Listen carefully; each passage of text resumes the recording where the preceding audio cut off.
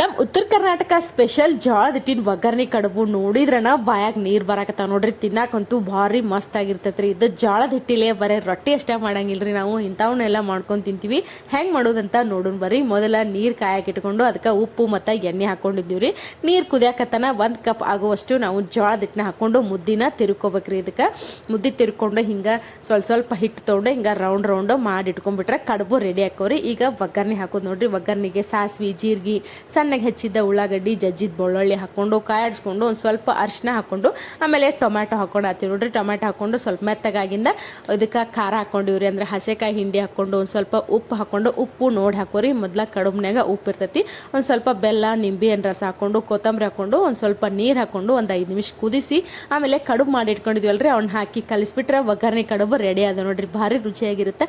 ಇದು ಯಾರ್ಯಾರಿಗೆಲ್ಲ ಇಷ್ಟ ನನಗೆ ಕಮೆಂಟ್ ಮಾಡಿರಿ. ನನ್ನ ವಿಡಿಯೋ ನಿಮ್ಗೆ ಇಷ್ಟ ಆಗಿದ್ರೆ ಲೈಕ್ ಮಾಡೋದನ್ನ